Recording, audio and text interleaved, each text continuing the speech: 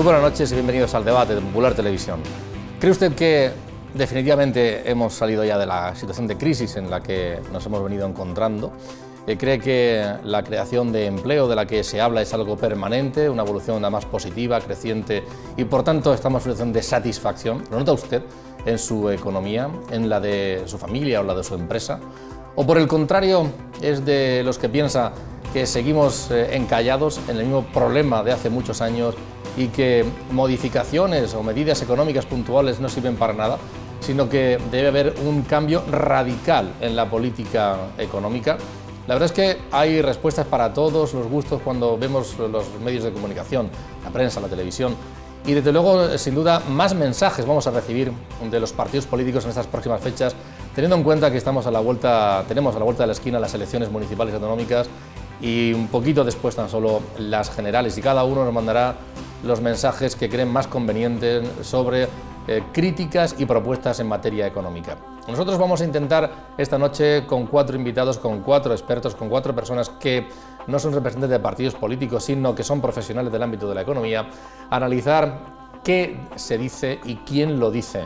Seguramente con ello saldremos de algunas dudas, es al menos lo que pretendemos. Les presento a continuación al decano del Colegio de Economistas de la región de Murcia, a Ramón Madrid. Bienvenido, buenas noches. Buenas noches, muchas gracias. Y además invitado aquí justo el día después de que ayer presentara el barómetro que ha elaborado el Colegio de Economistas, así que nos va a servir un documento que nos va a servir para comentar algunas de las conclusiones que ustedes han obtenido. Muchas gracias por venir. Con esa intención lo hacemos, ¿eh? Vamos el que sirva a analizarlo. Nos acompaña también el vicedecano del grado de ADE, de Administración y Dirección de Empresa de la Universidad Católica, Gonzalo Guandosel. Bienvenido, Gonzalo. Muchas gracias. Un placer contar contigo esta noche. Estoy en casa. Está también con nosotros Diego de la Cotera, es auditor y asesor fiscal, director de Auren Abogados en la región de Murcia. Bienvenido, Diego. Muchas gracias. Encantado de contar Encantado de nuevo con Diego de la Cotera. Y también nos acompaña Javier Navarro, que es presidente de ADIMUR, la Asociación de Directivos de la región de Murcia. Javier, bienvenido, buenas noches. Muchas gracias, buenas noches. Con los otros 3 invitados ya han estado en alguna ocasión en este plató. Javier se incorpora. Gracias por venir y aceptar la invitación. No, gracias a vosotros por invitarme. Muchas gracias. Yo decía, este es el informe que tan solo ayer Ramón Madrid, con otros compañeros del colegio, presentaba a los medios de comunicación, del que han trascendido fundamentalmente 2 cosas. Yo imagino que los medios siempre los reducimos al máximo porque no hay más remedio, pero que son muchas más las conclusiones. Pero cuando se hacen encuestas en la calle, la opinión pública, se habla fundamentalmente de las cosas que preocupan a los ciudadanos sobre economía y empleo y sobre corrupción. Ustedes parece que han puesto también el dedo en esos 2 aspectos, en el tema de la creación de empleo, de cómo estamos, qué perspectivas hay y cómo influye en ello la corrupción. Pero claro, que lo digan los economistas, pues evidentemente hay una reflexión, digamos, profesional en su ámbito al respecto, que lo hace, si acaso, pues mucho más especializado e interesante. ¿Por qué? ¿Por qué ligan ustedes un concepto al otro que a nivel nacional en toda España seguramente son conclusiones similares, pero por qué lo hacen? Bueno, vamos a intentar explicarlo fácilmente, lo cual es ya difícil, valga la expresión. Lo primero, el barómetro tiene 14 cuestiones, no hemos planteado solo esas 2, tiene 14, de las cuales 12 son estructurales, que le llamamos nosotros, las llevamos durante 8 años y medio, llevamos, este es el barómetro número 17, y porque tiene carácter semestral y tenemos una tendencia y una evolución histórica para saber cómo van funcionando determinados indicadores, tales como la financiación, como la satisfacción de las personas, como la situación económica, la demanda de vivienda, la demanda de consumo y tal. Y luego tenemos 2 preguntas, 2 cuestiones que son exclusivamente que le denominamos coyunturales, que solo tiene un barómetro determinado por cuestiones de oportunidad. Entendíamos que en esta ocasión el desempleo, por llamarlo de esa forma, no llamarlo la no creación de empleo, no llamarle paro, era muy importante porque las magnitudes económicas estaban dando en positivo, ya se hablaban en positivo, y en cambio el desempleo disminuía, pero seguramente no lo que nadie quiere. Todos queremos que disminuya muchísimo más y que se cree mayor empleo.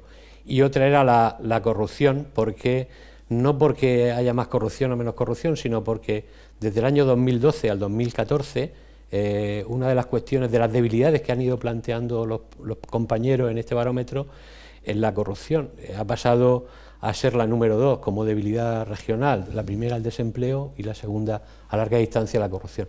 Y nos llamó la atención y pensamos que había que estudiarlo de una forma, si no científica, sí objetiva, al menos no influenciada políticamente.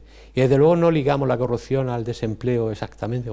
Nosotros ligamos la corrupción a una serie de factores, ¿no? De efectos adversos que llamamos. El primero de ellos es la marca, es decir, la marca España, la marca Murcia, la marca que queramos, el estar en un estado de corrupción, que no se trata tanto de que haya mucha corrupción como que la percepción que tiene el consumidor o el contribuyente, depende del ámbito que nos movamos, es de corrupción. Comentábamos antes sin micrófono abierto, a micrófono cerrado, de que quizá es malo, o seguramente es malo, según los compañeros decían, ¿no?, el que todos los días nos desayunemos con alguna noticia de estas, ¿no? Pero nosotros lo decíamos y creo que lo hacemos en positivo. ¿Por qué denunciamos este tema? Porque entendemos que la justicia tiene que ser más rápida, más ágil, ser ejemplar. Es decir, el peso de la ley tiene que caer en todo. El que defrauda tiene que pagarlo, se dice normalmente, ¿no?, el que la hace la paga, pero tiene que ser muy rápido, si no la justicia realmente no es buena. Y en este caso nosotros entendemos, no por temas políticos, sino por temas en generales, tenemos el tema del famoso banco HSBC, que aquí se puede decir, ¿no?, porque en España tiene poca influencia, y otra serie de países y una serie de cosas que han surgido en los últimos meses, que al final lo que nos indican es que la corrupción no es patrimonio ni de la izquierda, ni de la derecha, ni de los políticos, es patrimonio de la humanidad, podríamos decir ya, porque parece que la corruptela, si no generalizada, porque no se puede generalizar, sí es la noticia que nos invade diariamente. Es decir, políticos seguramente habrá un 99% o un 90% que no sean corruptos, pero esos políticos que trabajan el día a día no se informa de ellos, ¿no? Lo que los medios de comunicación tienen, no sé si para bien o para mal, yo pienso que una de sus labores es denunciar, ¿no?, los errores que hay, pues denunciar a los corruptos, ¿no? Pero no se trata tanto de centrarlo en el tema político, sino centrarlo en general. La corrupción es mala porque genera economía sumergida, genera desánimo en el contribuyente, genera una serie de efectos que son perniciosos para la economía, pero la economía entendida como un bien social, ¿no? En tanto que haya corrupción, yo entiendo, salvo que mis compañeros me corrijan, que no podremos avanzar lo que queremos avanzar, con independencia de que la situación de crisis la motive en otra serie de factores, ¿no? Diego, sobre esa primera reflexión, el decano. Hombre, la situación actual de hablar tanto diariamente de la corrupción influye totalmente en el tejido empresarial y diría más en la sociedad, porque desanima, tiene un efecto negativo. Y tú, cuando estás soportando una presión fiscal concreta, que es la que soportamos los murcianos, que tenemos la autonomía, tenemos nuestra entidad local, el ayuntamiento que sea, y encima la nacional, y esto no es ejemplarizante, esto lo hemos comentado en otros debates, esto desanima, o sea, deja a la gente totalmente en una duda, es decir, yo tengo que contribuir a que estos dilapiden, a que estos gasten, a que estos se corrompan, de una situación. Y un tema tan antiguo como la historia de la humanidad, ya se lo preguntaban los fariseos a Jesús, decir, oye, ¿dinero para quién es? ¿Para el César o eres tú? Y esto, el hombre está hecho para hacer el bien, y cuando tú ves que en tu entorno pues hay corrupción, hay paro, hay violencia, hay desánimo, entonces al final el hombre se convierte en un egoísta y lo que quiere es sobrevivir, y estos que se van con el dinero fuera, lo que buscan es sobrevivir con su fortuna sin que alguien les quite el trozo que corresponde para el resto, ¿no? Y esta es la situación, así dicho en general, luego en lo práctico, en lo local, pues podemos profundizar más adelante en el debate, ¿no? Pero en Murcia estamos duros. Gonzalo. Yo estoy de acuerdo con el hecho de que la corrupción afecta al desánimo interno, afecta al movimiento económico nacional, porque produce desánimo y, sobre todo, como ha dicho Ramón, economía sumergida. Lo que no estoy tan de acuerdo, por la interpretación que he visto esta mañana en la prensa, es que afecta tanto a la imagen exterior, tanto de España como de Murcia. O sea, yo creo, realmente hace poco ha estado aquí el decano de la facultad de la Universidad Bonn, alemana, y cenando el otro día con él me decía que realmente en Alemania, España, no se tiene la imagen de que sea un país corrupto ni que la corrupción domine más de lo que puede dominar incluso en Alemania, ¿no?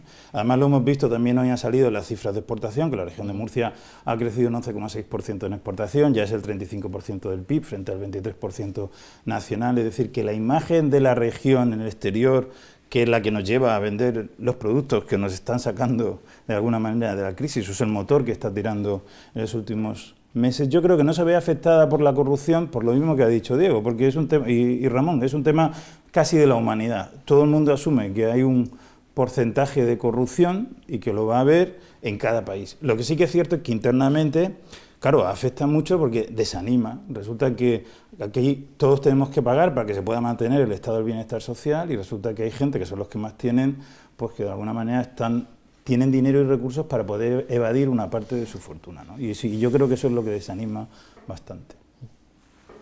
Javier.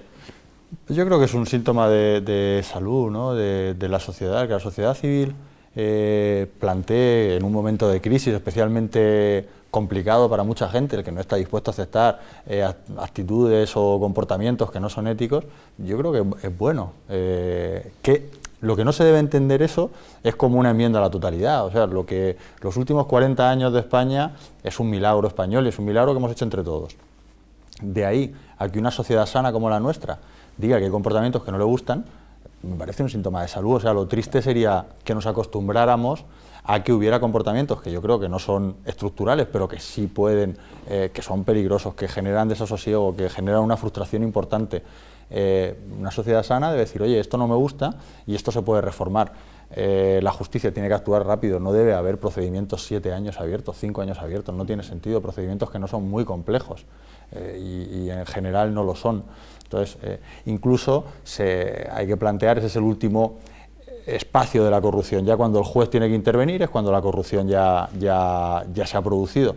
Tiene que haber aspectos de sensibilización y para eso es bueno que desde todos los ámbitos, desde el ámbito político, desde el ámbito ciudadano, se diga que no nos gusta esa actitud, ¿no? Se tienen que plantear elementos fiscalizadores y si algunos no funcionan, pues se van reformando, que es un poco lo que se va planteando. Yo creo que es un síntoma de salud y que lo que no se debe interpretar, porque creo que no sería sano, es una enmienda a la totalidad porque no lo es, porque ni la corrupción, como decía, está generalizada, ni es una minoría y es una actitud reprobable, como muchas actitudes reprobables, y es bueno que se comenten las actitudes que no son sanas, ¿no? Que no nos ayudan a avanzar. Hay algunos indicadores positivos que se reflejan en ese documento, que también han aparecido últimamente en los medios de comunicación y que algunos políticos, lógicamente, quienes están en el gobierno, los ponen muy de manifiesto, ¿no? Hay otros que también, que tal vez sean muy diferentes. Me gustaría analizar algunos de ellos. Yo no sé si pueden servir de ejemplo. Hace unos días, la subida salarial pactada en enero alcanza el 0,63. A nivel nacional, la venta de viviendas en 2014 ha subido un 19%, aunque aquí en la región de Murcia no es el caso. Bueno, en concreto el precio de las casas de segunda mano ha caído más que en el resto de España. Son algunos ejemplos, seguro que hay algunos más. ¿Por qué no nos cita 3, 4 ejemplos de indicadores que apuntan a que esto está cambiando o no está cambiando? Hay muchísimos indicadores que anuncian que está cambiando. Otra cosa es que en el ínterin, como nos pasó en el 2011, bueno, pues hay temas geopolíticos que se le llaman, ¿no?, que puedan afectarnos. Pero ahora mismo el grado de satisfacción económico personal de los encuestados, estamos pensando en la población sobre la que se hace la encuesta, son todos los colegiados de la región de Murcia, indica que la mayoría están pasando de posiciones desfavorables a posiciones favorables. Con una perspectiva además positiva de cara al futuro. Claro, la evolución es positiva, inclusive podría decir que por primera vez desde 2007, porque el barómetro hay que recordar que el primer semestre del 2007 ya avanzó sobre la crisis, ya daba perspectiva negativa en la evolución, aunque algunos políticos tardaron más de un año en reconocerlo. Así habla de que la economía nacional apunta que el próximo 6 meses va a aprobar ya con un 5,11, la murciana apunta en un 4,89, quiero recordar, quiero decir, habla de cosas de ese tipo, habla de que la financiación de las entidades financieras, aun siendo mayoritariamente se piensa que está igual la situación, ¿no?, financiera, en un 50% aproximadamente, pero de las posturas que antes decían que era peor la situación financiera, el acceso a la financiación, que era un 30% aproximadamente, en esta ocasión hay un 40% ya que opinan que el acceso a la financiación ha mejorado en los últimos 6 meses. ¿Pero qué motivos hay concretos? ¿A qué se agarran ustedes para decir que, bueno, que tienen esa conclusión positiva? Porque la percepción que tiene el profesional, como nuestro compañero Diego, que está contemplando día a día el mundo empresarial, claro, o Javier y tal, pues dicen que su cliente o su colaborador, pues tiene un acceso mayor a la financiación. De hecho, los productos financieros que hay en los últimos 6 meses, yo creo que compartiremos todos que desde el 2007, desde diciembre de 2007, enero de 2008, no existían. Es decir, estamos volviendo a la captación de clientes, es decir, la banca está captando clientes, cosa que desde primeros del 2008 no se conocía, ¿no? Entonces, hay indicadores que sí que dicen que esto está mejorando. Otra cosa es que tampoco hay que echar la campana al vuelo, porque la economía real, para que llegue, es decir, para que llegue a la familia, a la economía doméstica, donde va a tener más empleo o va a ganar algo más va a poder llevarse alguna retribución mayor, ¿no?, de la que se lleva últimamente a casa, pues tiene que pasar un tiempo, porque estamos ganando mucha competitividad en base a la disminución de salarios y tal. Eso, desgraciadamente, que es lo que estamos pagando, esa parte social, desgraciadamente, para que redunde, como bien decía antes Gonzalo, las exportaciones, por ejemplo, tendrá que ser a nivel de exportar mucho más, de cifra de negocio. Bueno. Pero si no podemos, por decir, como va bien, pues contratamos más. Entonces perderemos esa competitividad que hemos ganado en base a ese esfuerzo que ha hecho la masa social, que es la que seguramente es la que ha pagado muy caro esta reconversión, ¿no? De todas maneras, ya hay signos claros. Es decir, por ejemplo, en el último trimestre del año se ha crecido al 0,7% del PIB, con un ritmo del 2% que se ha situado en 1,4% de crecimiento del PIB al final del año.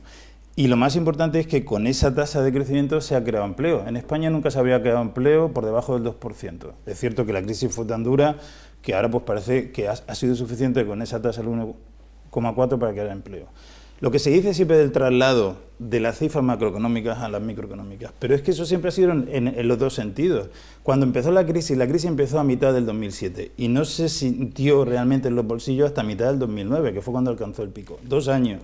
Pues claro, y en aquella época algunos políticos utilizaron ese retardo de 2 años para negar la crisis. Y ahora utilizan ese mismo retardo para negar la salida de la crisis. Es decir, la salida se está produciendo. Y además ya aprovecho para... Además de que estamos saliendo gracias a las exportaciones, que ya llevamos 2 años o 3 con eso, que nos ha ayudado la debilidad del euro, está claro, es decir, que ha pegado un bajón tremendo. Yo lanzo también, o quiero lanzar, pues una lanza a favor del sector de la construcción. Es decir, el sector de la construcción está claro que la burbuja se debió a ese sector, llegó a ocupar un 14% del PIB, se hicieron muchas actuaciones que no estuvieron bien hechas, se construyó donde no se debía, etcétera. Pero si tú no puedes cambiar tu modelo productivo en 2 años, ni en 3 años, ni en 4 años, si tú quieres salir del agujero donde has entrado, tienes que seguir tirando de la locomotora que te ha traído hasta aquí. La construcción ya se ha situado en un 6% del PIB, ha subido. Los valores normales yo creo que tienen que estar alrededor del 9 o el 10%, no el 14%, por lo cual hay que hacer actuaciones que recuperen ese sector. No hablo del residencial, pero sí la construcción industrial, la construcción, la restauración, otras áreas de la construcción, porque nos guste o no nos guste, es el motor que nos ha traído. Por eso yo creo que buena noticia la ley del suelo y de la vivienda que está en marcha en el Gobierno Nacional, o el libro blanco de la construcción que se va a hacer. Es decir, no podemos demonizar tampoco la máquina que nos ha traído hasta aquí. Evidentemente hay que evitar los abusos que se han hecho, pero hay que tirar de ese carro y de las exportaciones y de todos aquellos nuevos modelos que podamos poner en marcha. Lo que pasa es que, Diego, cuando se habla de estos datos o de estos indicadores positivos, y luego se ven las cifras de empleo y se dice, bueno, pues en vez de un 24%, ahora ya tenemos un 23,6%, que las lee, pues, y en su casa, con familiares en paro, pues es desesperante. O yo, que vengo del juzgado de esta mañana, de defender un informe para una regulación de empleo, un ERE. Es decir, los datos macroeconómicos son reales, son constatados. Por ejemplo, el sector de la construcción se consolida, pero claro, tú esto lo dices en mi ciudad de residencia, en Cartagena, y nos entra la risa floja. Porque dice, bueno, la construcción aquí no se consolida el que está trabajando todavía restaurando el terremoto de Lorca, o el que está trabajando en una obra pública en un país del norte de África, porque la empresa constructora tradicional desaparecida, missing. Pocas obras de reparación y mucha gente en el paro. Apuntabas tú, y se lo has preguntado a Ramón, el tema del crédito. El crédito es verdad que ha vuelto al mercado dinero disponible en la banca para empezar a financiar. Pero como dice el titular justo debajo del barómetro hoy del diario La Opinión, es un crédito selectivo. Yo traduzco, selectivo no, que la banca hace bien su trabajo. No le da a cualquiera a cualquier precio, sino que ahora exige garantía. Cosa que no se hizo en los últimos 10 años. Cuando empezó nuestra querida crisis en el 2007, se regalaba el dinero con una facilidad y ya que ibas tú a pedir, pues ya te daban para eso y para 20 cosas más, que eso es lo que estamos pagando ahora. Soy optimista, como decía Gonzalo. A mí lo que opinen los alemanes sobre si somos corruptos, un país de fiar o no, la verdad es que en mi economía real, en la economía del que nos estará viendo, tampoco afecta tanto lo que opine el alemán. Claro. Es que todos los días, tú tienes que luchar para sobrevivir en una empresa, en un mercado.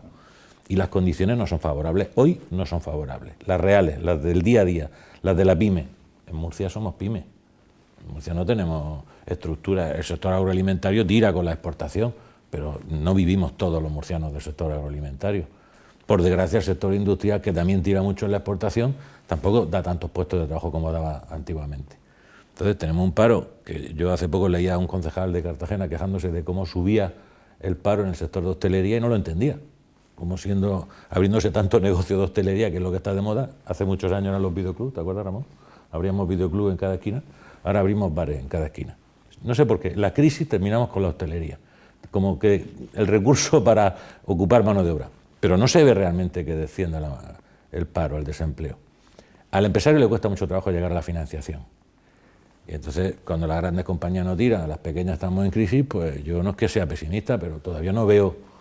En el barómetro sí, no estamos tan mal como estábamos hace 2 años, es cierto, es que cuando uno lucha y se entrena en luchar y en sobrevivir, adquiere confianza, seguridad en sí mismo, pero lo hemos pasado muy mal y todavía no vemos el horizonte.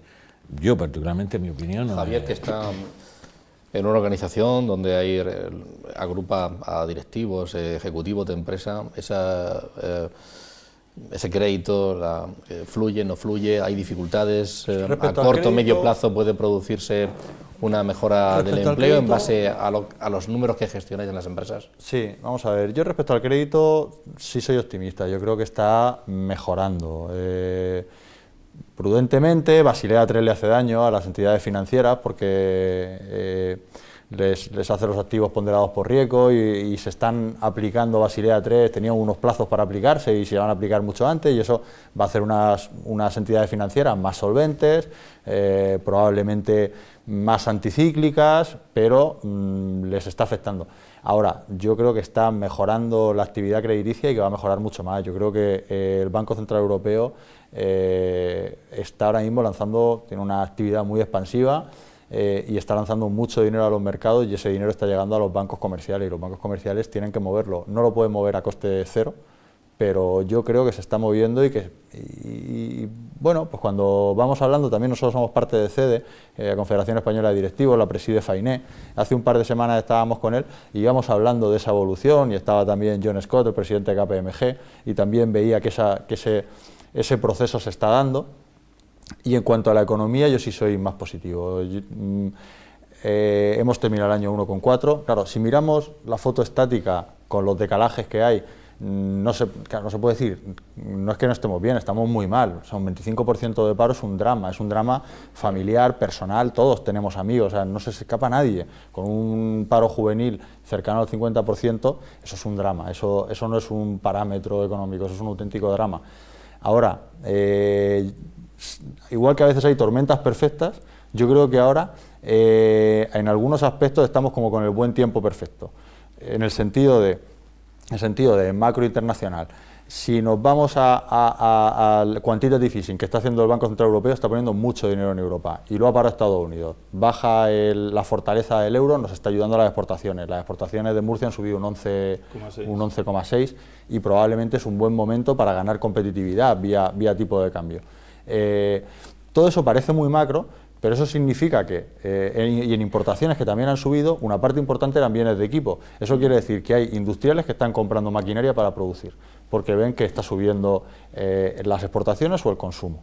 El Banco Bilbao Vizcaya acaba de lanzar sus previsiones para el año, las ha subido del 2 al 2,7 y pone a Murcia en el 2,7 también. Yo creo que siempre vamos un poquito por detrás porque nuestra estructura es más de microempresa y entonces las tractoras siempre son las grandes empresas, son las que recogen antes estas tendencias macro, estos grandes enchufes de liquidez de los bancos. Pero esas grandes empresas, esas empresas tractoras, tienen muchas desde industria auxiliar, servicios, y todo eso cala. Y eso que parece muy macro son empleo. O sea, eso, el tener un dólar barato a la hora de exportar significa que vamos a tener gente trabajando, puede ser que en SABIC, o puede ser que el petróleo lo tenemos a $50. Eso es parte de ese buen tiempo perfecto, porque parece ser, no sabemos cuánto va a durar, pero parece que en un entorno de 70, 80 dólares, ese es bastante sostenible, porque a nivel mundial no hay unos grandes demandas de crudo y porque se activan todos los sistemas de hidrocarburos no convencionales de Estados Unidos y otra serie de países, y va a hacer que el entorno de 80 dólares parece que es un entorno estable, que está muy lejos de donde estábamos hace un par de años.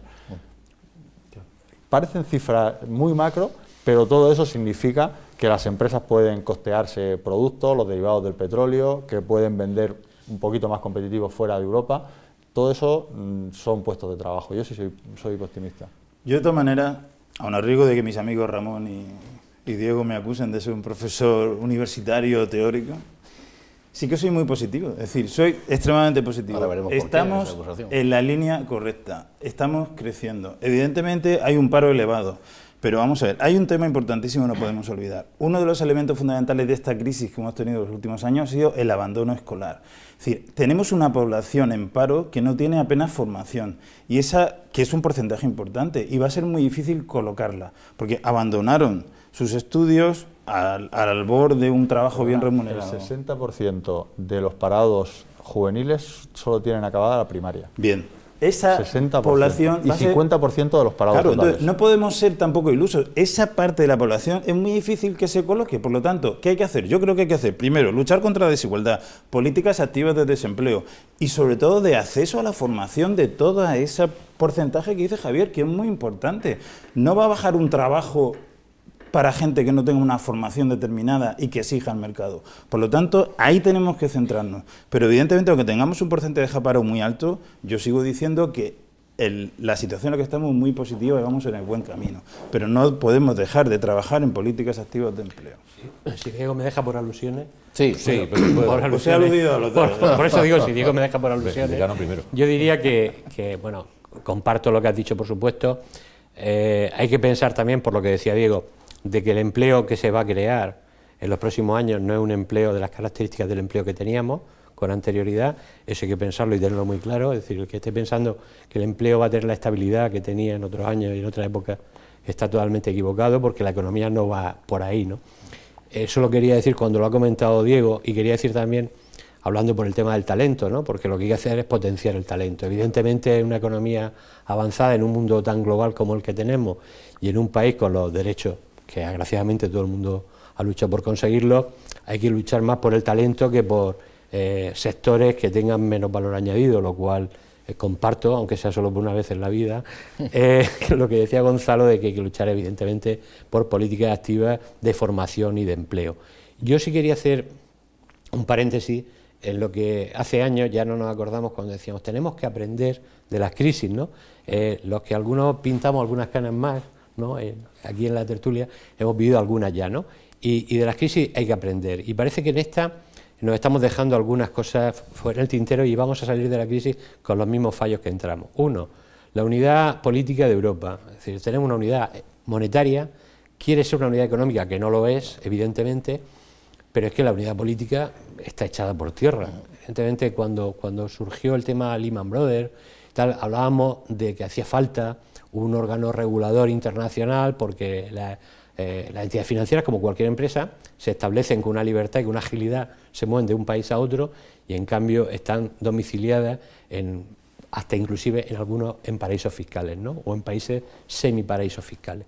Eso por un lado. Y por otro lado, en el tema del sector público, venimos demandando, muchísimos economistas y muchísimos políticos lo han dicho siempre, que hay un control externo exhaustivo del gasto público, que lo hay a nivel de un control interno inicial, que es la intervención, el control de intervención, y luego hay un control externo que bien lo llevan las cámaras de cuentas, en la Comunidad Autónoma de Murcia no la hay, aquí es directamente el Tribunal de Cuentas el que afecta a Murcia, pero nosotros lo hemos previsto, le hemos presentado proyectos de enmiendas en distintas leyes, incluso en la ley de base de régimen local, sobre la auditoría externa de las entidades locales. Es decir, yo no entiendo que y creo que en este foro lo hemos hablado en alguna ocasión, que una empresa que factura 6 millones de euros, estamos hablando de una pequeña empresa, en el ámbito global del mundo en el que nos movemos, esté sometida a una auditoría de cuentas anuales obligatoria, que además tiene que formular cuentas a los 3 meses, que tiene que depositarla al mes de la aprobación, es decir, que en 7 meses es público sus datos para todo el mundo, acceso público total,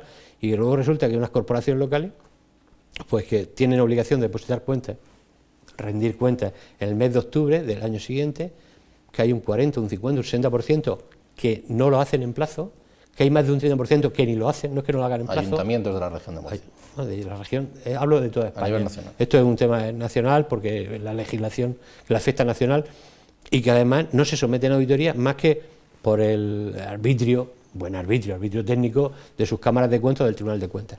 Auditoría que, por cierto, llega en muchos casos, como hemos tenido aquí en el tema de las universidades murcianas, pues te llega con 5 años de retraso, sí, claro, cuando las medidas que tú tienes que poner, la auditoría se entiende que es para poner medidas correctoras a los errores que se hayan detectado. Cuando te hacen la auditoría y ni el equipo de gobierno está ya, ni los errores que detecta, ¿quién le pide responsabilidad? ¿Qué errores estás detectando? ¿Para qué sirve eso? Para dar cuenta a un parlamento regional o a un parlamento nacional que en la mayoría de los casos pues toma buena nota del tema para posibles legislaturas, ¿no? Pero no corrige el error de forma inmediata. Yo creo que ese tema en concreto hemos perdido el tren de hacerlo. Nunca es tarde, ¿no? Porque siempre se puede avanzar. Claro. Y en el tema de la unidad económica y unidad política, desde luego, yo creo que cada vez más se echa de menos una unidad económica total y una unidad política. No puede ser que haya empresas españolas, empresas de la región, que estén planteándose todavía irse a Irlanda, Javier lo sabe, algunas que se plantean porque dicen, bueno, es que los impuestos dentro de la propia Unión Europea, dentro de los propios países de la zona euro, son totalmente distintos, pero totalmente distintos. Entonces, eso no tiene ningún sentido. Diego. Hombre, cerrando ese paréntesis, yo volvería a lo que apunté en la primera intervención, la presión fiscal, para hacer el debate también a pie de ciudadano. Es decir, la empresa, la pyme murciana, soporta una presión fiscal muy fuerte y es la obligación de la agencia tributaria el recaudar y evitar el fraude. Pero ¿qué pasa? Que cuando salen todas estas noticias de la corrupción, no hablamos solo de la corrupción de los políticos, hablamos también cuando aparecen esas listas famosas donde empresarios, profesionales, particulares han evadido impuestos, se los han llevado a otros países. Cuando aquí se quiere publicar las listas de los que no pagan los impuestos, que sean públicos, la gente morosa de la agencia tributaria, que somos todos los que tenemos que contribuir, y resulta que ves que el grande, el que comete un fraude muy grande, cuando es localizado, ese paga, normalmente paga, y se va de rositas. En cambio, el pequeño empresario que no puede pagar, pues termina embargado, termina hecho un proscrito y no tiene solución ya ni continuidad. O sea, un pobre autónomo que se encuentre con problemas de liquidez porque una gran compañía o una administración local no le pagó en su momento, se retrasó en los ingresos de sus impuestos, al final no los pudo pagar, el banco no le dio un aval para aplazarlo, al final este hombre ha cerrado su negocio. ¿Cuántas empresas han ido a concurso por ese motivo? Hemos hablado de un sistema legal, digo por llevar el coloquio a ras de suelo, o sea, una segunda oportunidad que ha sido un fracaso, ahora quieren reformar la segunda oportunidad. También he leído hoy que queríamos reformar la justicia y ahora quieren otra vez, el ministro ayer lo dijo en el Senado, reformar la ley de tasas, está estudiándolo. O sea, estamos en un país que hemos hecho una reforma fiscal, que hemos llenado y hemos ocupado programas del debate y no se ha hecho la reforma fiscal. Han parcheado renta, sociedades, IVA, el empresario está aturdido, el profesional está aturdido por los cambios. Ahora en el 2005, ¿cómo dijo usted que era mi rendimiento y cómo será en el 2016? Y la Ley General Tributaria apunta para primavera, la nueva Ley General Tributaria. Y veremos cómo lo que busca la Administración es asegurarse la recaudación, digámoslo así, cerrando el cerco al que no paga, pero no evita el fraude que estamos quejándonos de las grandes corporaciones tipo HSBC que se llevan el dinero de españoles por vías desconocidas a un remanso donde teóricamente no tributan. Siguiendo con el testigo a ras de suelo, como dices tú, Ramón ha hablado antes de la unidad económica y política europea, que estoy de acuerdo contigo. Pero es que yo creo que ahora mismo, quitando el paro, que ya he dicho que es el principal problema que tiene España, yo creo que los principales problemas que tenemos ahora mismo son de unión política dentro de España. Es decir, yo creo que el problema de Cataluña es un problema gordísimo que afecta a la estabilidad económica y política que necesitamos para salir adelante, y luego a mí también me asusta particularmente los populismos que asoman por el horizonte. Es decir, antes decía Javier, estoy de acuerdo con él, lo que hemos hecho de la transición para acá ha sido maravilloso. Yo creo que es un ejemplo en cualquier parte, pero es cierto que se han cometido errores. Yo entiendo, el cabreo político es justo, pero yo creo que hay que ser responsable con el voto de cada uno, porque si no, opciones populistas nos pueden llevar o podemos acabar en una situación mucho peor de la que estábamos. Decía nuestro presentador que no éramos políticos, ¿no? No, pero es que eso afecta a la estabilidad económica, entiéndeme. Yo no soy político, pero si no hay una estabilidad política, no puede haber una estabilidad económica. Y la gente no está centrada en lo que tiene que hacer. ¿Cuánto hace que los políticos catalanes no se preocupan de los problemas económicos que hay en Cataluña? Llevan años ya con el tema de la independencia, que además agitan la bandera para fomentar o para recoger ese cabreo que pueda haber porque se han hecho cosas mal durante los últimos años. Pero yo creo que hay que ser responsables en la acción política, responsables en el voto. Cada ciudadano tiene que ser responsable con lo que va a hacer y no dejarse llevar por cabreos que, repito, que pueden ser muy lógicos y muy entendibles. Con permiso del moderador. Tú has hablado del ejemplo de los catalanes. Yo me pongo el traje de murciano y te digo, no hay derecho, no puedo entender que con la Constitución, que nuestra Carta Magna, que dice que todos los españoles somos iguales ante la ley y que todos contribuimos según nuestra capacidad económica, que un murciano tenga que tener más capacidad económica por ley que un madrileño. Eso no tiene sentido. Y que yo tenga que soportar más presión fiscal que un madrileño. Y no va a tener sentido nunca. Y mientras los políticos no se conciencien de que todos los españoles somos iguales ante la ley y hacer medidas justas, y que no puede ser que una corporación local decida llenar toda la ciudad de, por ejemplo, una zona azul para que todo el mundo contribuya con su aparcamiento, estamos perdiendo el norte, o sea, inventándonos impuestos. Y todo por mantener la administración local, la administración regional, y no se reforma la administración. ¿Qué partido político llevaba en su programa la reforma de la administración en global? Y nadie lo hace, nadie lo afronta. Esas diferencias siempre han existido. Acuérdate de las vacaciones fiscales que tenía el País Vasco, que a una empresa que se constituyera en Burgos tenía que pagar impuestos, y una empresa 10 kilómetros más para allá democrático no pagaba impuestos los 2 primeros años. No es que me parezca democrático, pero nosotros aceptamos eso. En ese proceso de transición, repito, se aceptaron una serie de maletas, una serie de paquetes, entre ellos el propio foro diferente que tiene el País Vasco o tiene Navarra, que bueno, pues ahora llega el momento... Pero eso es historia, ahora no me digas eso. No, yo te digo por qué existen esas diferencias fiscales, por ejemplo, porque se aceptaron en su momento. Quizás ha llegado, si existiera una estabilidad política y económica necesaria, quizás ha llegado el momento de replantearse una reforma de la Constitución que pueda subsanar esos errores que se cometieron en su momento. Históricamente se aceptaría en su momento por una paz en España. Evidentemente. Pero pasados 40 años lo que tenemos es una Constitución que nos declara a todos iguales. No puede ser que el ciudadano residente en Madrid contribuya menos en las arcas nacionales generales que el murciano. Por eso te estoy diciendo que hay que reformarlo. Tenemos aquí un problema gordo. Claro. Y bueno, utilizaré el foro del debate, el tema del impuesto de sucesiones de la región de Murcia. Es un impuesto confiscatorio, por Dios, eso es que confiscatorio. Final, que yo no voy a estar ni a favor ni en contra. El problema es que tenemos comunidades limítrofes que tienen un impuesto que es muy inferior a ese, con lo cual nosotros lo planteábamos el otro día al presidente Garre en un foro del Círculo de Economía, en la comida y tal, y comentábamos con él, yo creo que además se lo hemos expresado ya en distintas ocasiones, y al anterior presidente, de que nunca podemos discriminarnos en negativo con las comunidades limítrofes, sobre todo por 2 razones importantes. Una, porque son muy grandes comparados con nosotros, son muy superiores en tamaño, en población, con lo cual tiene un peso específico políticamente y económicamente importante, y luego porque es muy fácil, es decir, tenemos múltiples ejemplos, no daremos nombres por no herir la sensibilidad de nadie, pero múltiples ejemplos de empresarios que con todos los respetos pues se han establecido en la Vega Baja en vez de estar en Murcia, o que se han ido a Almería o a la zona norte de Almería por no estar. Pero al final yo creo que eso conduce a una disminución de los ingresos importante. Sean los puestos que sea o sea la economía que sea, no debe de ser. Evidentemente con eso comparto lo que se estaba diciendo. También es cierto que el secretario de Estado Jaime García Legal nos dijo, en distintas ocasiones nos ha expuesto que está por la unidad de mercado, que está tal. Pero lo que es cierto ahora mismo, en la actualidad, es que tenemos 17 leyes de cualquier cosa. De cooperativas, no de solo es subvención, una unidad fiscal, sino es la unidad de mercado, no es una realidad en España. No es una realidad. En Europa, en absoluto. Porque a pesar de que, digamos, efectivamente tenemos libre circulación de mercancías, de capitales, pero no, en cada país. El otro día estábamos hablando, se está trabajando... Aquí cada región, cada autonomía. Claro, si es que ni en España hay, pero es que estamos intentando hacer un tratado de libre comercio Estados Unidos y Unión Europea. Y somos los europeos los que estamos trabajando más activamente en ese tratado de libre comercio. Porque los americanos, en el fondo, lo que ven son barreras no arancelarias. Claro, dicen, vosotros entráis, en el fondo, entráis a un mercado único, que es el mercado americano, y no hay diferencia de trabajar el mercado de Luisiana que el de Nuevo México, que el de Ohio, y yo luego a la hora de tener que pedir licencias, que instalarme, me tengo que instalar en 27 países, con 27 regulaciones distintas, y si se fijaran en España, tendrían un problema en muchos sectores de que no vale con instalarse en Castilla-La Mancha, tienes que pedir otra serie de temas para estar en Cataluña, con una regulación distinta, si estamos hablando de distribución, con unos horarios de apertura distintos, entre ciudades, con una reglamentación fragmentada que dificulta la unidad de mercado.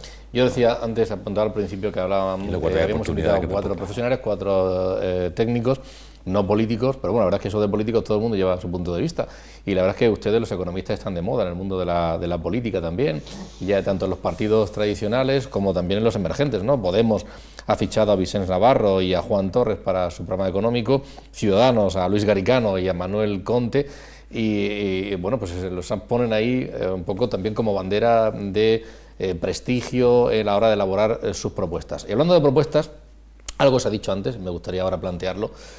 Han dicho ustedes cosas que se pueden modificar, cambios que pueden llevarse a cabo. Hay quien plantea que todo eso son chapuzas que no sirven para nada y que hay que ser valiente y dar un paso arriesgado. Estamos viendo en Grecia y que además que es un modelo exportable. Sí se puede hacer una quita y sí se puede dejar de pagar deuda, una buena parte de la deuda, que no pasa nada, porque ¿a quién se le debe? ¿Y quién debe? Debe Grecia, pero debe España y debe Alemania y debe muchísimo Estados Unidos. Y por lo tanto, pues se deja de pagar una parte importante para estabilizar el sistema, estabilizar la economía, y deuda pública y deuda privada, y que no pasa absolutamente nada, porque los afectados serían quien ya tiene mucho dinero y ha estado negociando y aprovechándose de esa situación en la que ahora están los ciudadanos que peor lo están viviendo. Ese modelo, bajo el punto de vista de ustedes, esa reflexión, no sé si lo ha dicho bien o mal, que me perdone, no, sí, muy bien, pero se te ha entendido. Esa reflexión, ese camino, puede ser que en Grecia termine funcionando. Hay quien dice no, en absoluto, porque dentro de unos días no van a poder pagar a los funcionarios las nóminas. Pero puede ser que termine funcionando en Grecia, puede ser que aquí haya que hacer una reflexión seria en España de que ese es un camino de una forma o de otra, pero más o menos por ahí empezar a trabajar. Yo me voy a cambiar radicalmente. Me voy a apuntar ahora al papel de profesor, porque a teorizar, sin concretar en Grecia, el hacer quita y espera de la deuda o el hacer bonificar la deuda. Perdone, sí. Cuando un país le debe dinero, Grecia que le debe dinero o España le debe dinero, ¿quién le debe dinero y a quién le debe dinero? A multitud de agentes. Ahí es uno de los grandes problemas. Eso que no es que le debe dinero Pepito López, que es un multimillonario que le dejó y no va a sentirse afectado. A Grecia le debe dinero a España, por ejemplo. Claro. España, habría que plantearle al español que no lo tiene fácil saber su expectativa sobre el cobro de la pensión futura, si está dispuesto a donar ese dinero a los griegos en base a perder su pensión. Porque no quiero ser xenófobo, no quiero ser xenófobo en absoluto, sino que es muy fácil decir se le perdona, pero ¿se le perdona a quién? ¿Y de quién es el dinero? Eso es. Hay un dinero que es de los estados, de los reinos, el reino de España, como se llama a nivel internacional en términos monetarios. Hay otro dinero que es de las entidades financieras y otro dinero son de los grandes fondos, que puede ser, que en este caso se está refiriendo a grandes fondos de inversión y tal. Y muchas veces son fondos de pensiones, que al final son las pensiones. Y en muchísimos casos, en el mundo anglosajón, que lo voy a decir, como dice Javier, el mundo anglosajón es muy tradicional, históricamente, son los fondos de pensión, los pension funds británicos, americanos y tal, que esto han generado muchísimo más, durante muchísimos más años, mucho más historia y que tienen un recorrido de retorno muy largo, con lo cual pues invierten en países, invierten en deuda pública, invierten en lo que ellos interesan, tienen una cartera diversificada y entonces, pues, bueno, pueden hacer lo que quieran. Entonces decir que se puede hacer una quita así en términos generales y tal, es muy difícil decir. Decir que se puede hacer una quita, claro. Es decir, si cooperativizamos la deuda, que es uno de lo que algunos nobeles de economía vienen planteando 2 o 3 años, pero eso estaría más en la línea que hablamos antes de una unión económica europea importante, es decir, bueno, que cada uno participe en cómo se participa en el Banco Central Europeo, con una proporción en función a tu PIB, a tu riqueza, a tu población, pues seguramente el hacer una quita en esas condiciones que fueran muy proporcionado a todo el resto de los países, pues podría ser asumible. Pero claro, a esos agentes concretos, que estamos hablando de agentes de características de Estado nacional, pero un agente en particular, evidentemente, si le hace una quita, se la quitará en esta ocasión, la próxima vez no te prestará. Es decir, no nos equivoquemos, pensemos en economías domésticas, es decir, pensemos en que tú le dejas dinero a alguien y mañana te dice ese alguien, con todo el corazón del mundo, te dice, es que no puedo pagarte, Claro, pero como no puedo pagarte no te pago. Pues tú le dirás, pues no me puedes pagar, pero la próxima vez no me pidas dinero, pues no te lo voy a dejar. Javier. Sí, es que se lo estás dejando a tu Siendo muy propio... sencillo, sobre ¿no? ese Para que lo modelo, entiendan Ese todos. mismo Y esa modelo propuesta. es igualmente sencillo cuando nosotros no somos prestamistas, entonces no tenemos en la cabeza esa sensación de yo le presto dinero a alguien para obtener un rendimiento, pero sí le dejo el dinero a mi banco y el banco va al mercado de capitales y a veces compra deuda porque tiene excesos de liquidez y compra deuda. Lo que pasó en Grecia en parte fue que los bancos y los grandes fondos dejaron de confiar en que pudiera devolver esa deuda, entonces tenía que subir el tipo de interés, entonces ya Grecia estaba con un 14% de interés, con un 15%, inasumible, impagable. Entonces, al final, los estados, incluyendo España, que no tenía por un tema de contagio y por un tema de que somos un grupo, oye, como grupo nos reunimos. España, en ese momento, sus bancos y el sector público, el Banco Central, el Banco de España, la exposición griega yo creo que no llegaba a los 1.000 millones de euros, lo que nos debía, lo que teníamos en deuda pública entre nuestros bancos y no tal. Prestamos 26.000. Es una cantidad que entre todos hemos dicho... 26.000 millones. 26.000 millones de porque euros. el televidente sepa captar la cifra que estamos hablando, de una cifra muy importante en un país. A mí sobre el tema de Grecia me gustaría decir dos cosas. Pero no hablo de Grecia, yo hablo en general. No, pero yo sí hablo de Grecia en el sentido de que, primero, ya se hizo una quita. Es decir, a principios del 2012, los inversores privados, es decir, los bancos básicamente, que tenían títulos con una deuda muy alta, aceptaron cambiar esos títulos con otros títulos con unos intereses más bajos. Ahí ya se le quitaron 100.000 millones de deuda.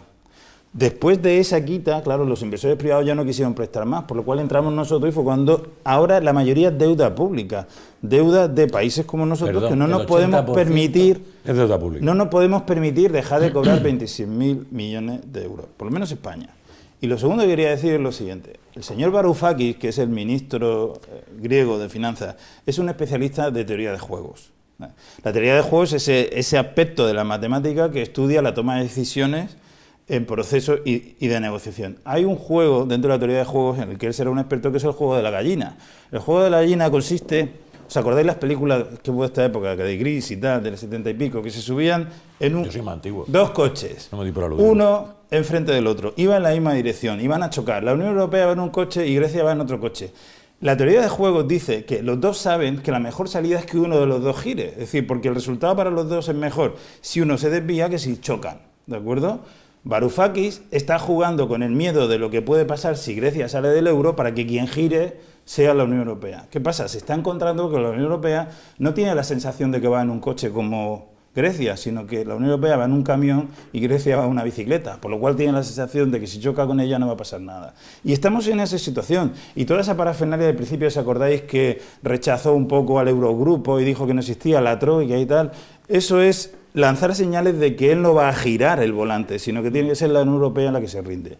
Yo creo que al final todo esto es un juego, porque él es un fantástico experto en teoría de juegos, y al final tendrán que ceder y Grecia no se le va a quitar deuda y tendrá que aceptar una renovación de ese rescate. Yo estoy convencido. Yo creo que si hablamos de Grecia en particular, la entrada a una negociación ha sido más o menos así. Yo creo que no es la mejor entrada. Cuando tú no solo es que debas dinero, sino que ese señor me tiene que seguir dando el mes que viene, el mes siguiente. Si yo te debo dinero, con lo que se decía de si yo te debo 1 millón, tengo un problema, si te debo 1.000 millones, el problema lo tienes tú. Sí, salvo que yo necesite que tú me des 100 más, que es lo que le pasa a Grecia. O sea, los estados... Ahí juega con la carta amenaza de acudir a Rusia o acudir a China. Efectivamente, a pedir ese... Pero es una amenaza demasiado débil. Yo no hablo tanto de Grecia en el sentido de que se le pide final a Rusia, sino como modelo. Como modelo exportable. Bueno, y por qué no se puede aplicar... Ser comparable a cualquier país de la Unión exactamente. Y poder exportarlo, poder aplicarlo aquí en España también, que debemos dinero y que estamos reduciendo los salarios y se puede haber un cambio radical y por qué no, y ser valiente en esas mentalidades que tenemos ahora mismo. Mira, yo iba a aportarle el dato al profesor Van Dossel de que la deuda pública de Grecia es el 176% del Producto Interior Bruto, cuando la española es del 97 y la italiana es 131. Pero es que resulta que la deuda griega tiene 16,5 años de media para la amortización. Y en España estamos, por desgracia, estamos en el 6,3 años. Es decir, nosotros tenemos que devolver antes que los griegos. Y el titular de la Caixa de hoy publicado es que los griegos han pagado menos intereses que España en el año 2014. Yo veo imposible que un país pueda hacer esta barbaridad.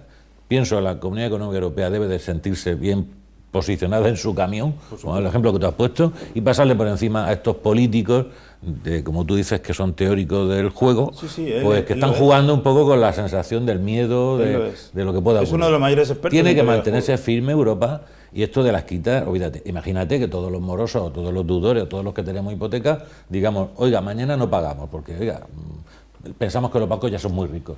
Esto es de loco, no tiene ni Diego, yo estoy convencido que va a haber un acuerdo. Lo que pasa es que te doy la mala noticia que el acuerdo va a ir en la línea de que ese 16 años de media de la deuda vaya a aumentar.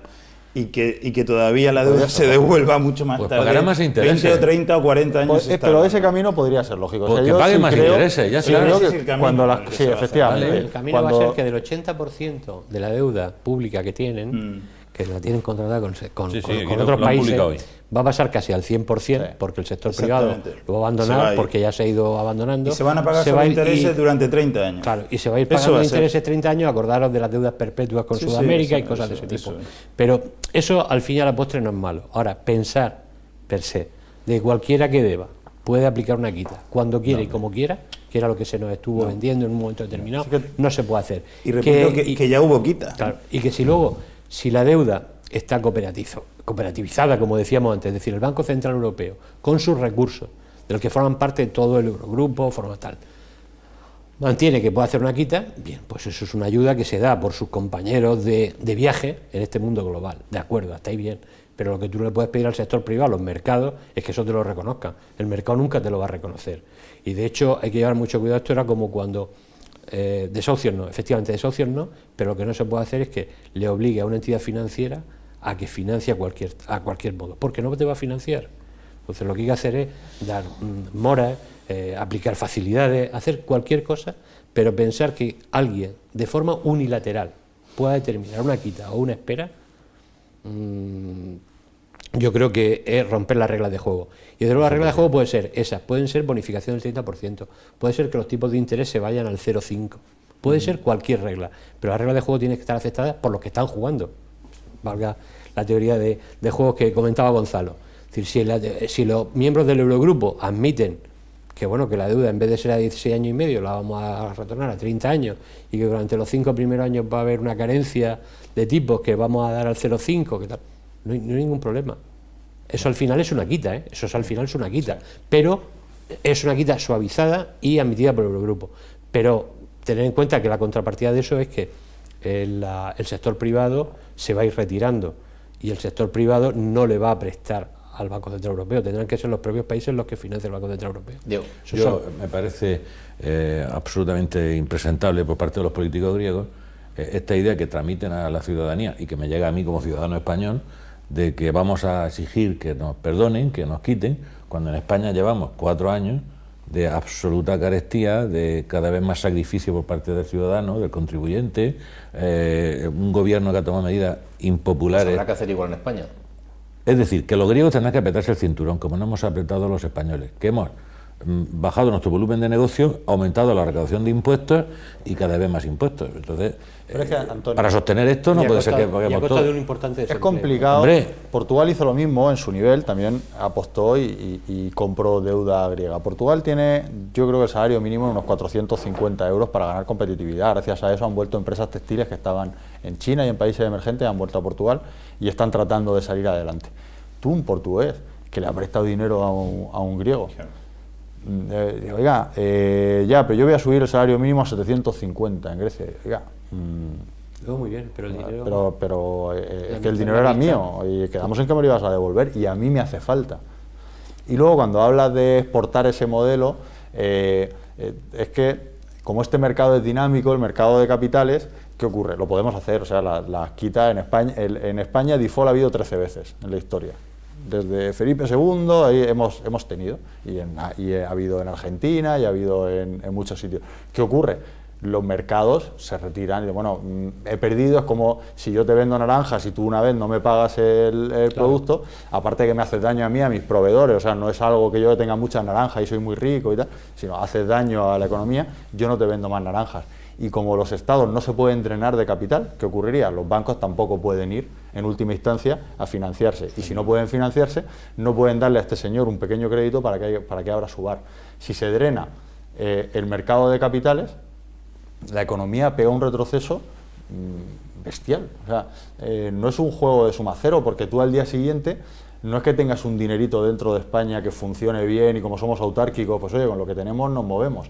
Tenemos que seguir moviendo el dinero en un mercado global. Si se retira ese dinero, nos quedamos todos quietos, no tenemos capital para financiar la economía real y se paraliza la economía. No, hace unos meses esto nos tenía con el alma en vilo con la prima de riesgo, ¿no? Todos parecía que vivíamos para pensar en la prima de riesgo.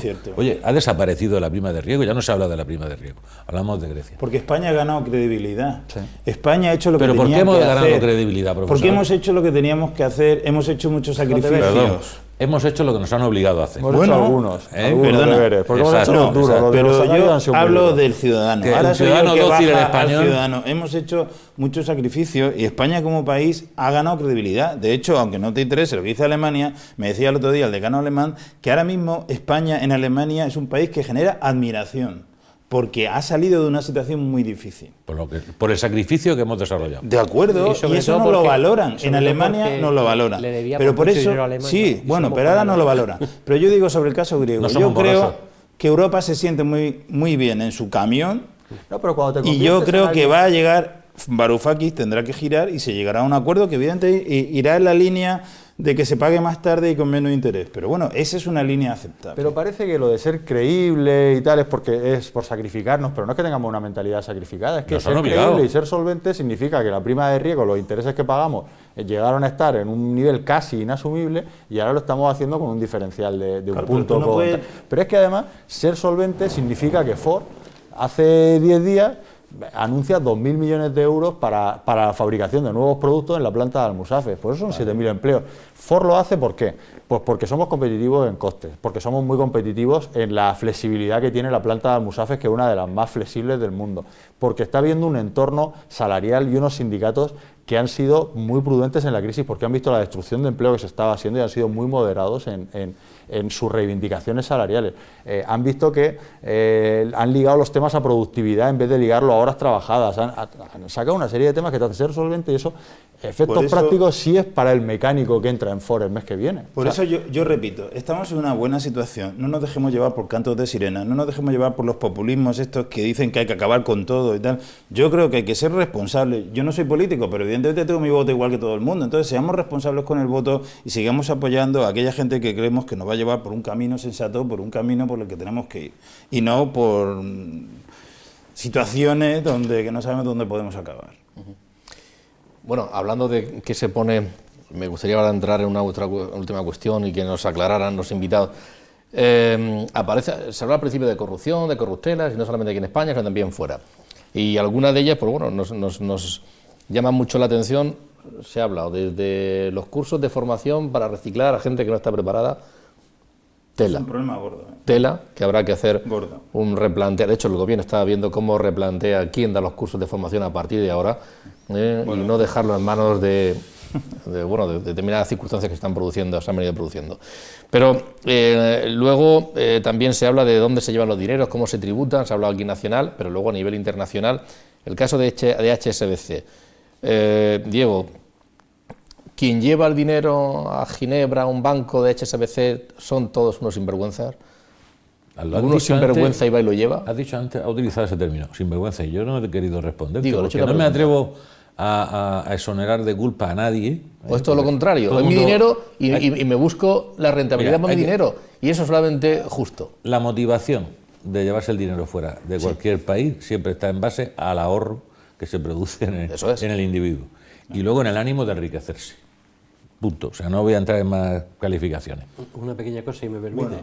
Y al miedo que genera la inestabilidad y eso, la incertidumbre política. Sí, podría porque ser. Tenemos el caso de Grecia actualmente. La inestabilidad política, la situación española, yo no sé, mayor que Ramos creo que no, pero en fin, voy a dejar que piense que soy mayor que él, pero en otra época, la fuga de capitales, se hablaba siempre de la inestabilidad política, sobre todo en la época de la transición. La fuga de capitales porque en España la situación es caótica. Bueno, esto ahora no es caótico, podría parecerlo también de alguna manera por la inseguridad y la imagen que transmiten, pero el dinero se va, primero, por ganar y rentabilizarse. Piensa que el capital en España ahora está a un 2%, valores del Estado, a un 2% a un señor que tiene que mantener una estructura y que está acostumbrado a ganar el 8 o el 10%, y no especulando precisamente, pues se lo lleva fuera porque le ofrecen mayores rentabilidades. Y se lo llevan fuera y le montan estructuras para no pagar impuestos, ¿eh? Pero eso, si Europa fuera una fiscalidad única, habláis de mercado único, si Europa fuera una fiscalidad única, no sería permitido que Luxemburgo, que Suiza, que las islas del Canal, que los ingleses hagan lo que quieran con Gibraltar, claro, digo los ingleses por generalizar, ¿no? La Gran Bretaña. Oiga, vamos a eliminar eso. Igualdad de oportunidades para todos, que se tribute igual en todos los sitios, no puede ser. ¿Qué diferencia estamos hablando en uno de estos casos? Pon un ejemplo. Pues de España pagar un 42% a estar en un país como pueda ser una isla, no voy a dar ninguna para no dar pistas, a 0%, directamente. Hay países dentro Son de la Unión paraísos Europea fiscales dentro que están tributando por acuerdos tácitos fiscales, ¿no? Sin tipo fijo. Entonces, el tema es muy grave y además Es gravísimo. a mí personalmente me produce vergüenza, Ajeno. Gonzalo, me produce vergüenza que una Unión Europea No ha que, podido, no ha sabido. que nos las damos, ¿no? de la vieja Europa, ¿no? La cultura, la tradición, la bondad, todos los valores eternos, ¿no?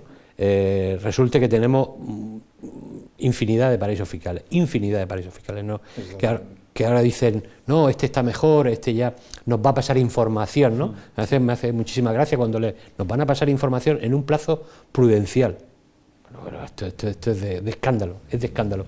Porque además, eso lo único que indica... Antes, para que les dé tiempo a reconvertir su modelo productivo, porque antes comentaba fuera de antena lo que son países único que indica con que esto, viven de creo, eso. que ha sido que no han podido, realmente no han podido, porque todo el mundo yo creo que lo teníamos claro y todo el mundo piensa que es de vergüenza. De todas maneras, a mí me parece de vergüenza, por ejemplo, y yo os voy a dar nombres, me parece de vergüenza que un señor como Emilio Botín, que era dueño de un banco, tuviera 2.000 millones de euros en otro banco en Suiza, ¿no?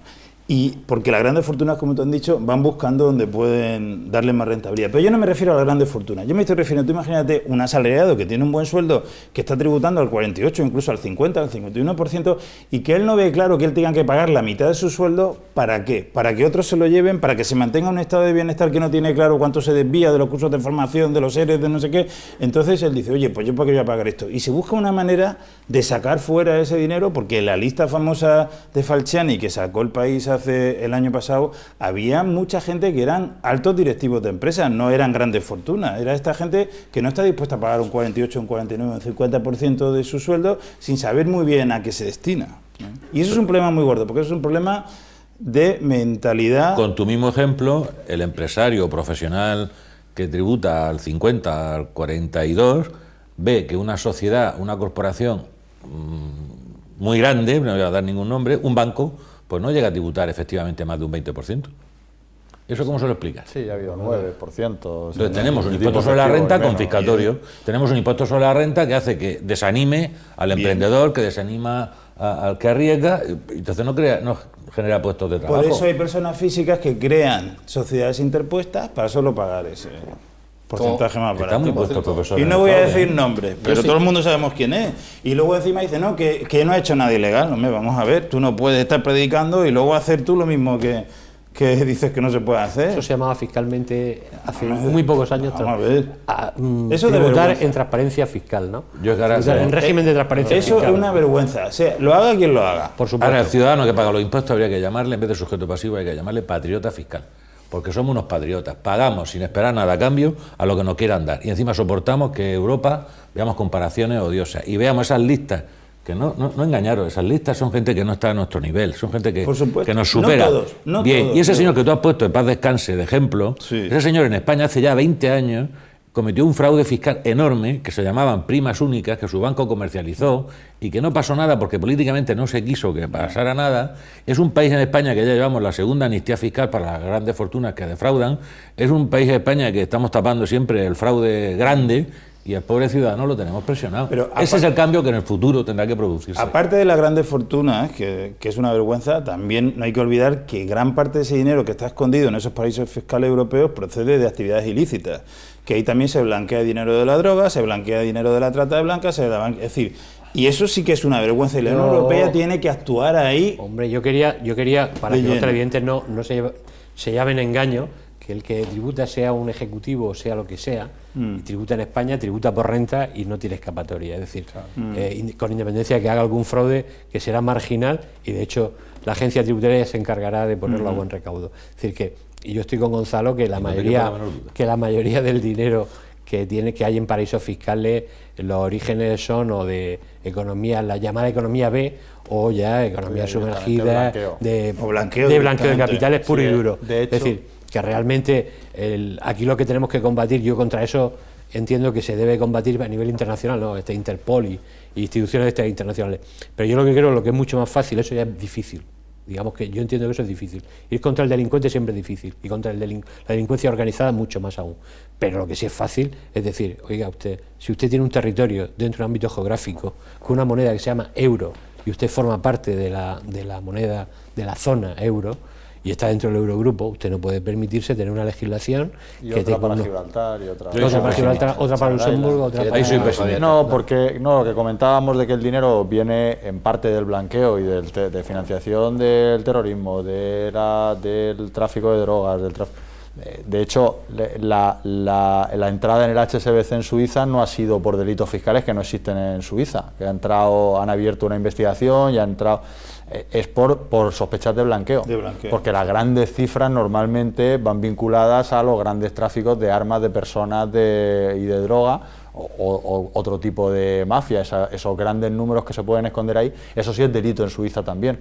El delito fiscal en Suiza no existe, y eso es lo que nos dificulta desde otros países de la Unión Europea pedirle ayuda a una comisión rogatoria para investigar a alguien, porque si el delito es un delito fiscal, como no existe en su ordenamiento, ellos no pueden ayudarte. Es como en España los delitos políticos no existen. Si viniera Nigeria y te dice, estoy persiguiendo a este tío, dame información sobre él por un delito de opinión, España se niega. Pues basado en eso, hace que sea difícil también, cuando tenemos indicios para investigar un posible delito, no podemos ir a Suiza hablándole, tenemos que hablarle de blanqueos y explicarle en la comisión rogatoria muy bien por qué tenemos indicios de blanqueos.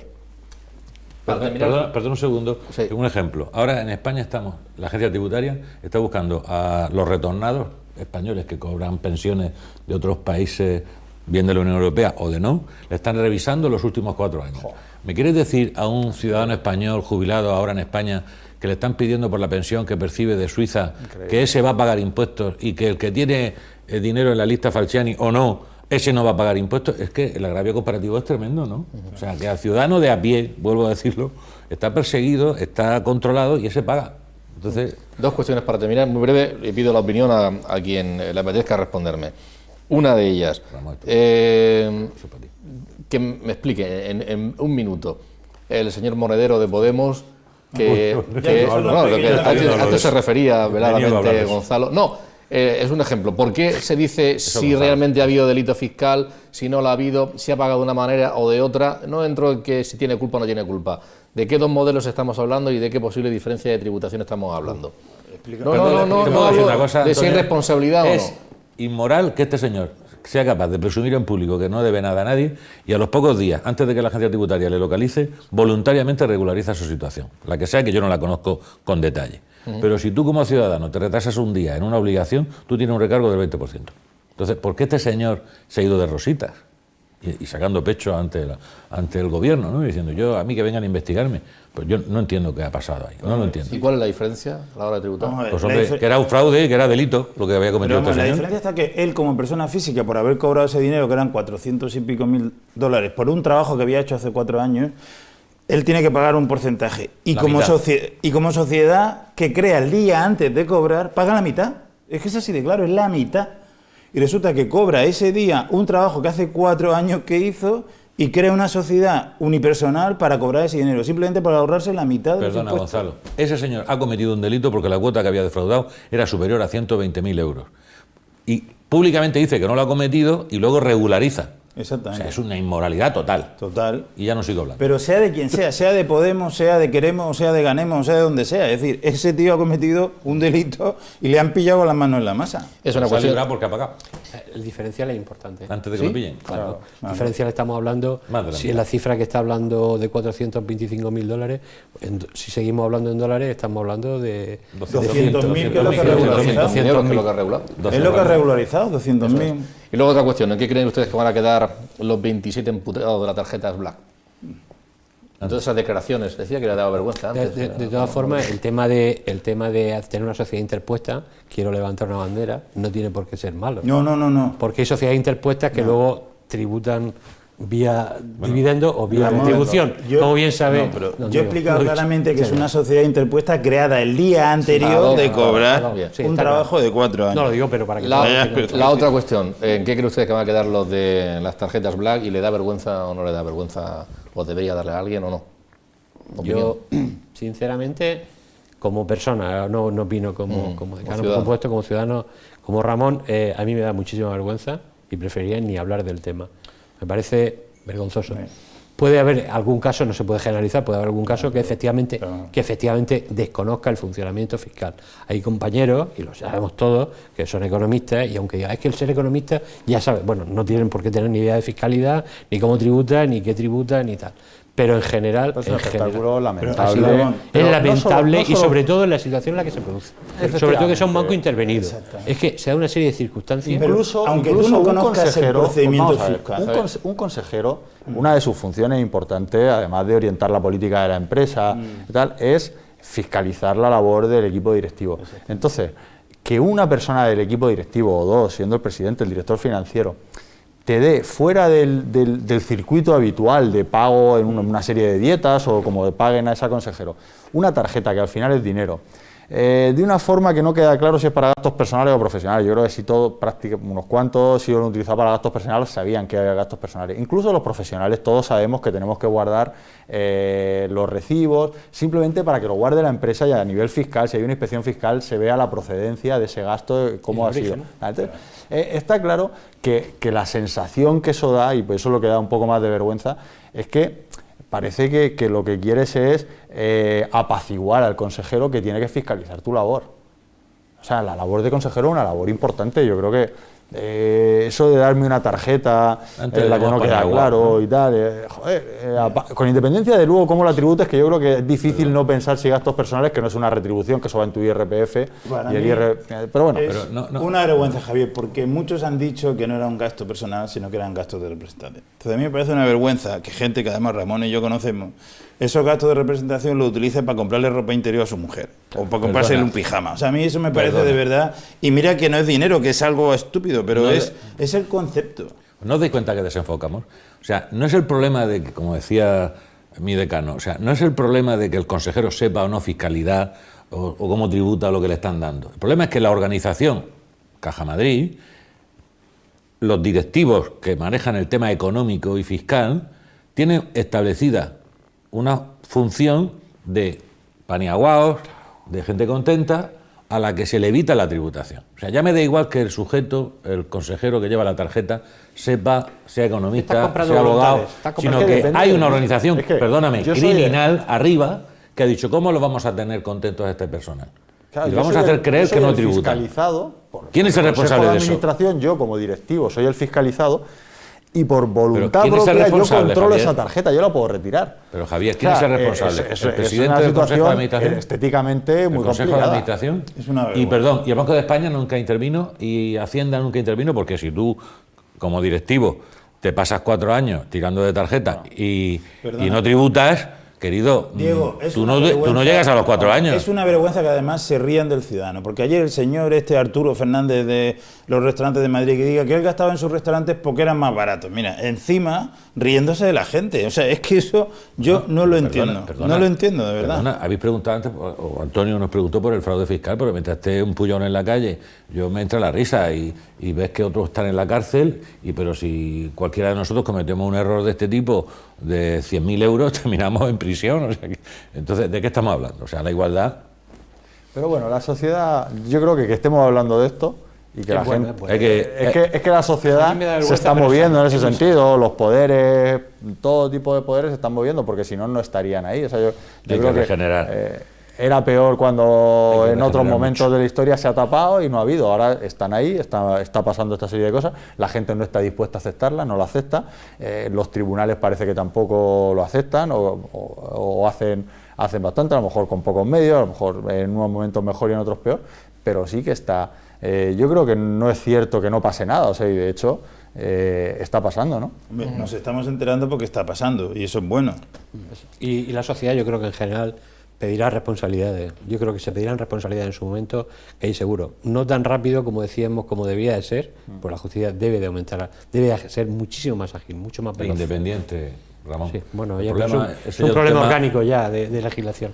Ramón, para terminar ya, a pesar de todo esto que estamos comentando últimamente, nos quedamos con la percepción positiva de los economistas que decía al principio. Por supuesto. Yo creo que además de todo esto, lo que tenemos que transmitir es que el mundo empresarial percibe un estado de ánimo totalmente distinto, y no hablo ya del 2008, el 2009, yo creo que compartimos todo de hace 6-7 meses.